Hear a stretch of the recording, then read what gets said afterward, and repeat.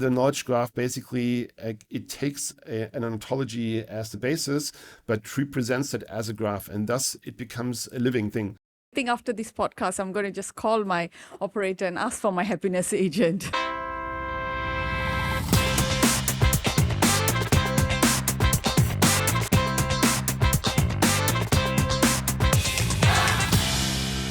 Welcome to the Fast Mode Studios. I'm Tara Neil, and with me today is Martin Rückert, Chief AI Officer at Tallence. Tallence is a technology and management consultancy for complex digital transformation. The company supports organizations in modernizing legacy IT landscapes, building scalable digital platforms, and developing customer-centric products that generate measurable business value. Welcome, Martin. Great to have you on today's episode. Hi, thanks for having me. So happy to be here. Awesome. Okay, so let's begin. How would you define the Tallence Knowledge Graph, and what are its core components? Yeah, thanks for the question. So I would want to step back a little bit and let's say explain why knowledge graphs in general are a good concept, specifically in the telco industry where we are, where we have a big footprint. So the situation in telco industry is that they, or many of them, have a large portion of legacy systems, which basically represent their business in terms of the operational part, like they call it the OSS, and they have the business part of their industry or their business, which is the BSS. And so that is by and large for some telcos has a long history, and there's many systems involved, like CRM systems and technical network systems, etc., etc. And they're all not really meant for the future in terms of, okay, now everyone's talking about agentic AI, and so agentic AI lives from context, as we all know, as we use Claude Cowork or ChatGPT or these things. So context is key.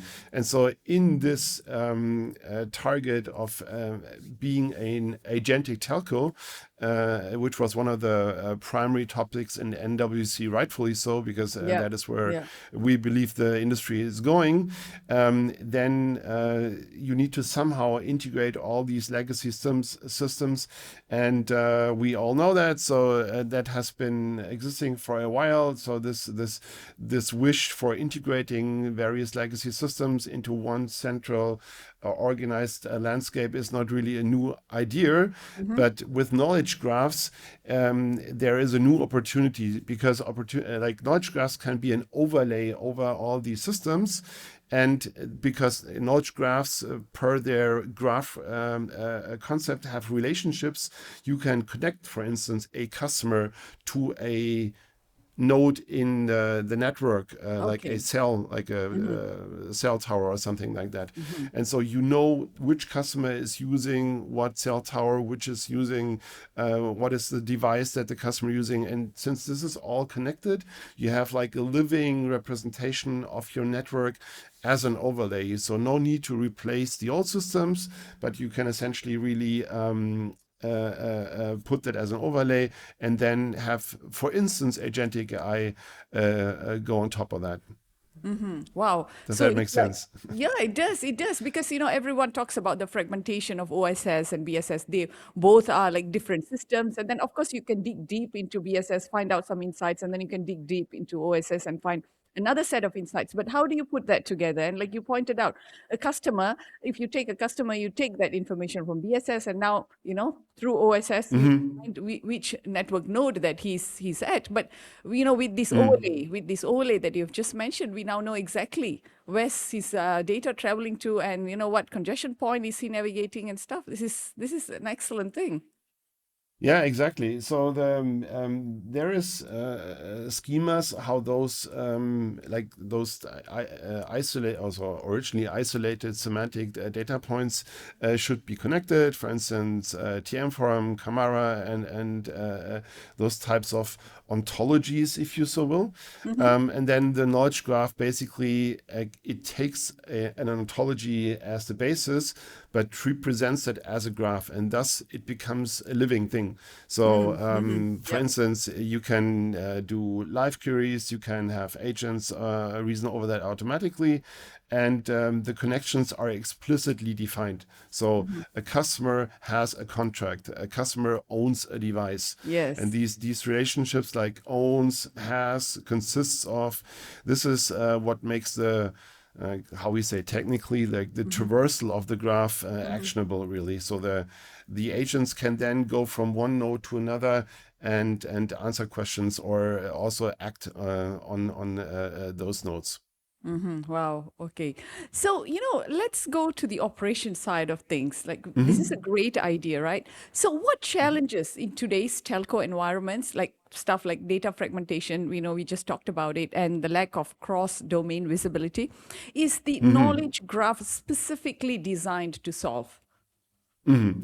So the knowledge graph itself is actually like completely open to different perspectives. So you can solve network problems. You can solve say customer problems.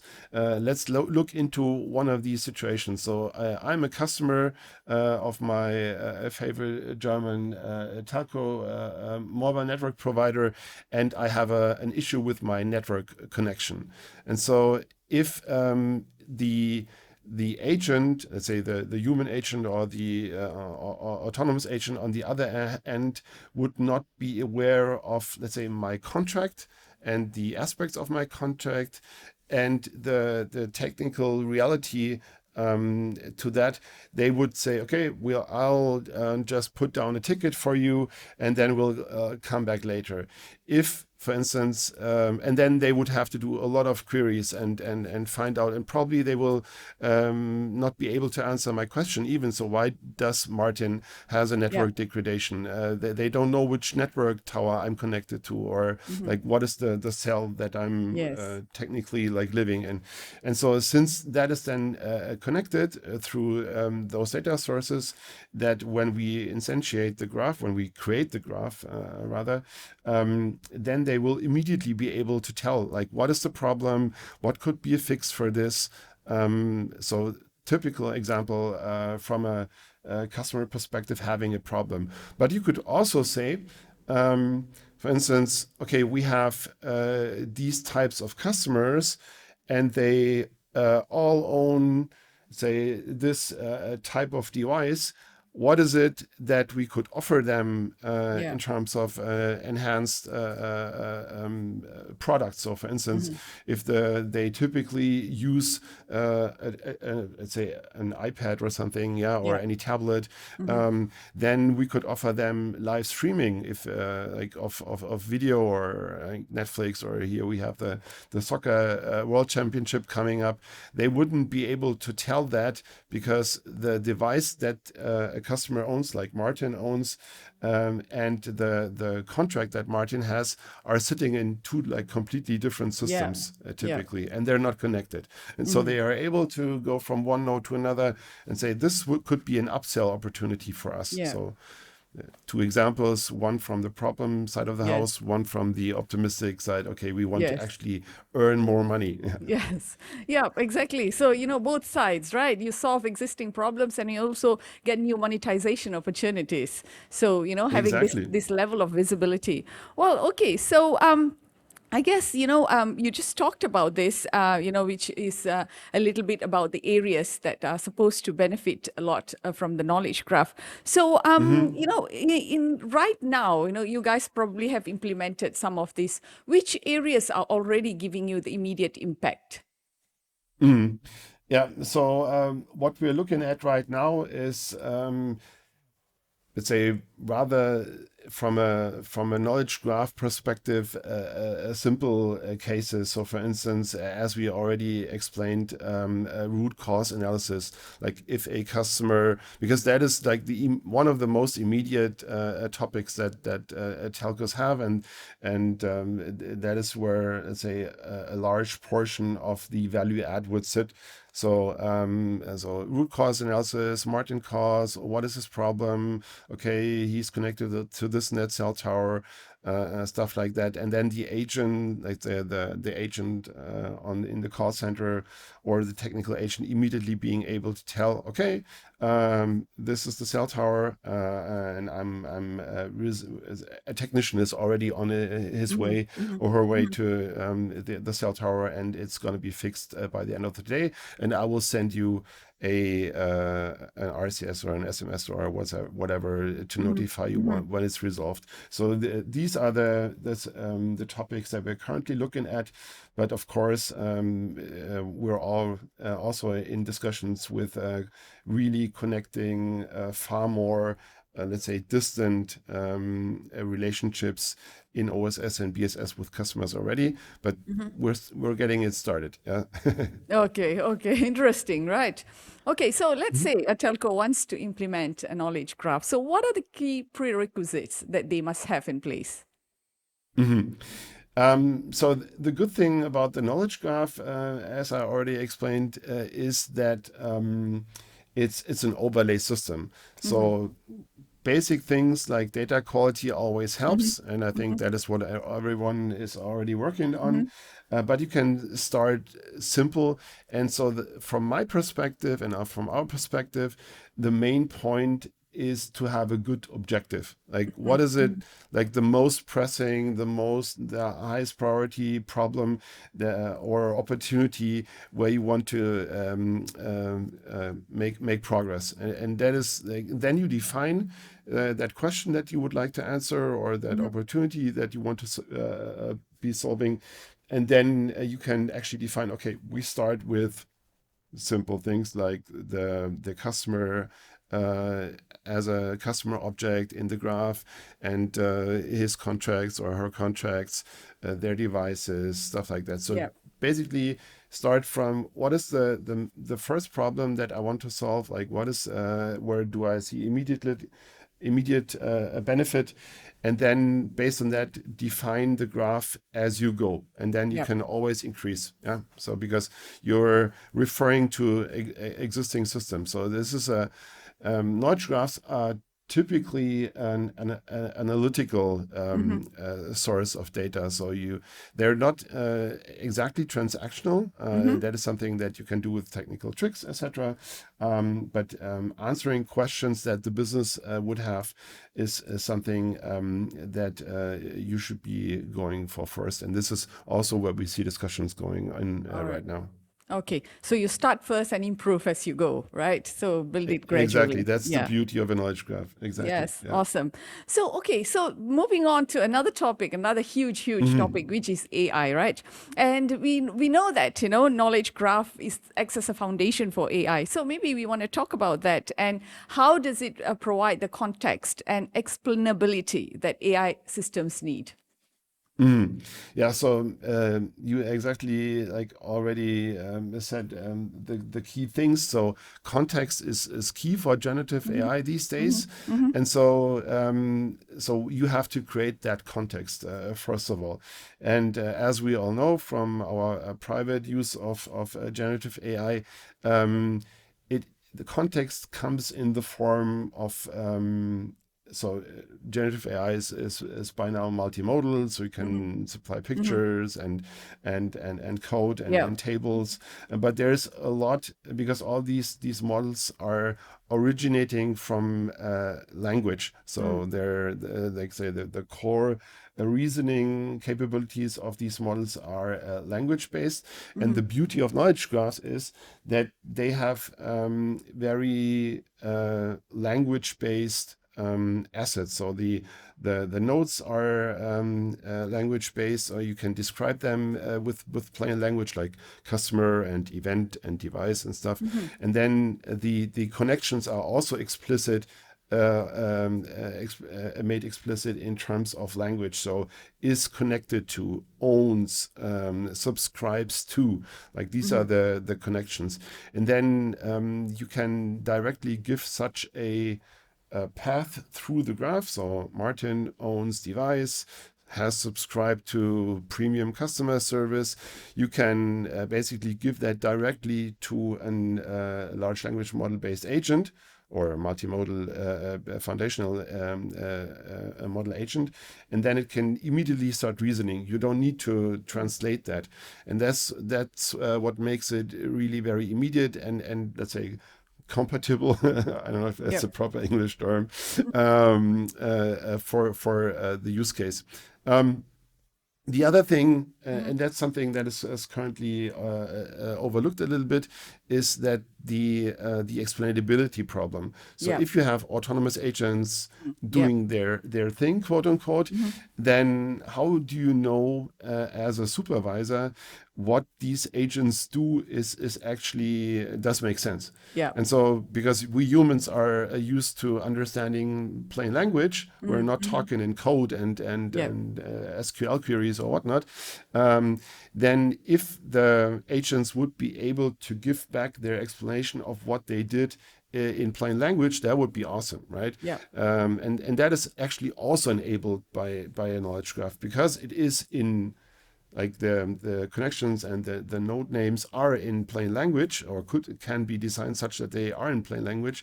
The agent could tell you, I did this because Martin owns this device and Wow. is subscribed to this.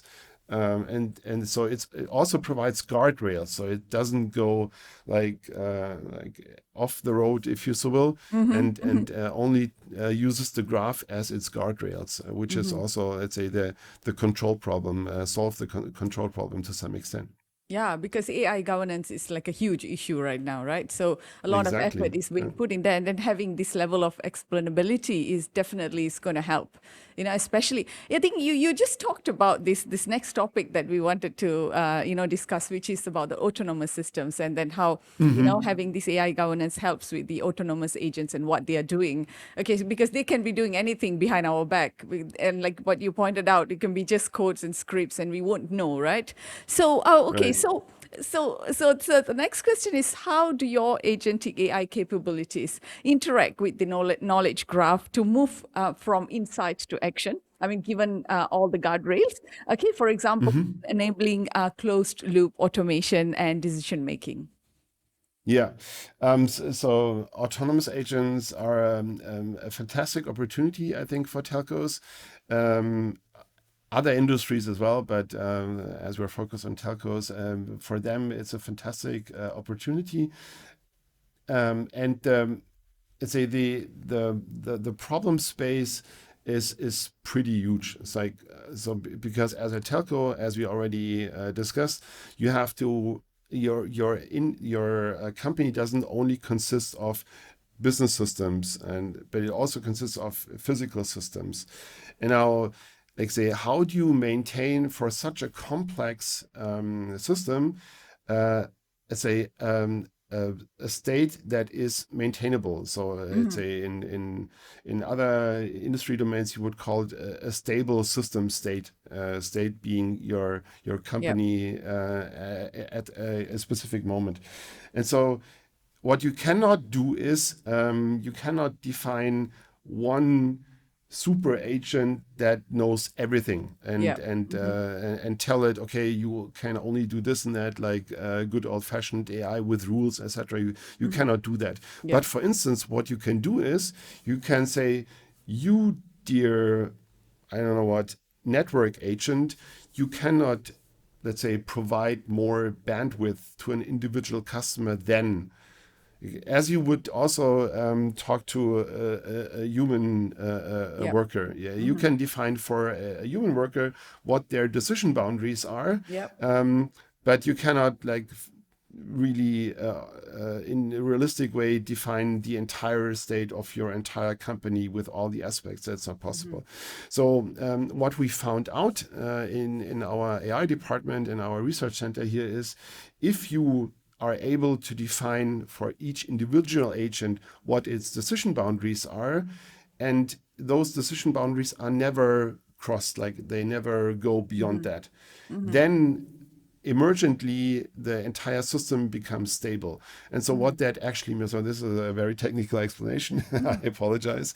What you can then do is, if you have several agents, like a network agent and a customer support agent, etc., and you have them negotiate for a goal, then that system in itself becomes stable, because no agent will say, okay, I'll just give away this product for free for Martin, because you have defined for the customer Yeah. agent a Yeah. rule. You can always discount like 20%, something like that, but not to 0%.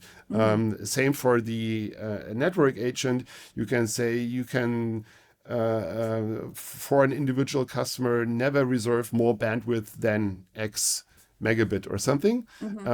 And then by having the two negotiate, they say, okay, we want to make the Martin as happy as possible. So give him the maximal bandwidth, but not more than that, because otherwise other customers will become unhappy. And the customer support agent says, yeah, we need to make him really happy. And then like the two, like quote Yes. unquote, talk to each other, Yes. negotiate in a very mathematical sense, of course.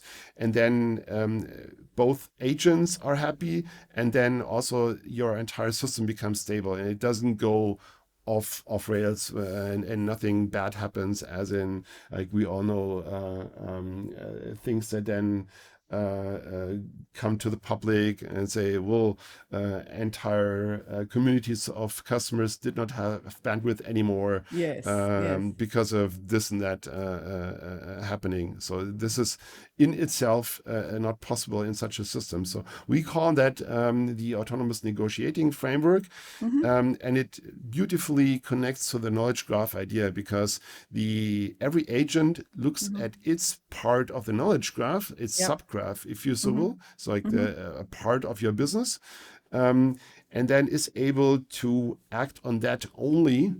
And also, this is where its boundaries are defined. So the rules that you give it, like the way it should behave.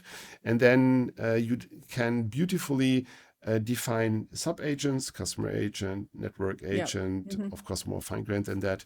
And this is exactly helps you to become really operational and create value with agentic AI and autonomous agents, which is a goal that everyone is looking at, but few have really realized it or actually built it because of this control problem. That's the main thing. Wow, I think this will be fantastic, where telcos are heading, because we are talking about having a super agent and so many multiple agents taking instructions Exactly. from the super agents, and we are talking about having orchestration platforms. But we want to make sure that each of these smaller agents are bound by those rules, and the knowledge graph definitely comes into play here to make sure that they know what they should be doing, but we all know about the concept of intent, right? So despite the intent, Yeah. you still need those rules at the micro level, and knowledge graph helps it. So that's a great idea. And I think this term autonomous negotiating framework, it sounds so cool. It's very technical. We have to find another more sexy quote unquote product name. But I think it conveys the idea. Yeah, it conveys the idea clearly, right? So it's autonomous and they're negotiating, right? So because despite one intent, I mean, they all have their own objectives.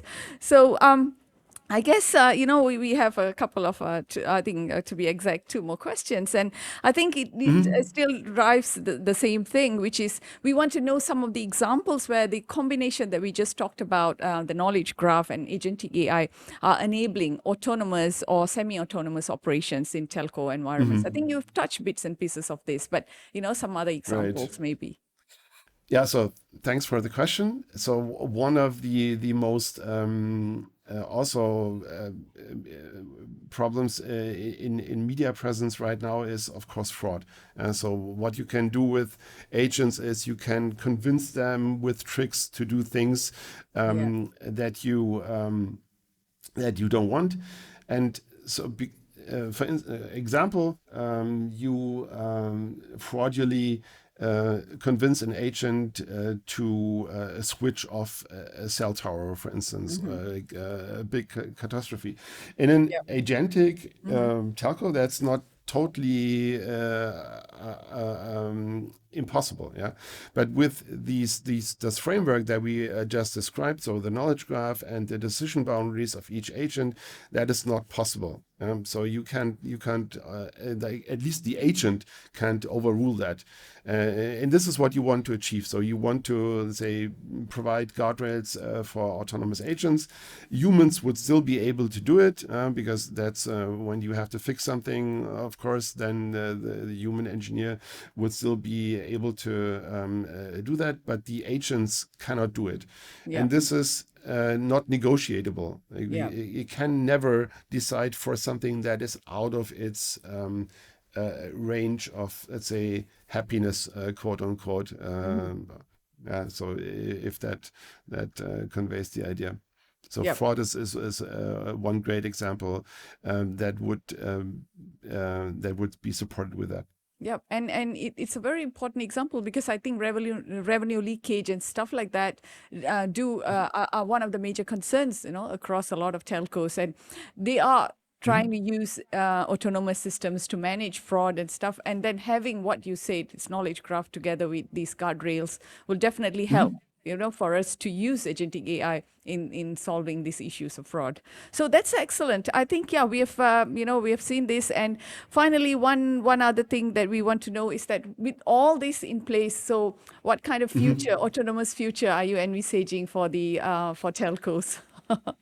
I know it's like really distant in the future, but yeah. Yeah. Let's play the wishing game. So, what I would like to see as a customer, and I think this is the position that every one of us can comment on very well, is I don't want to be calling my carrier to solve stuff for me. I want them not only proactively solving the problems, but holistically.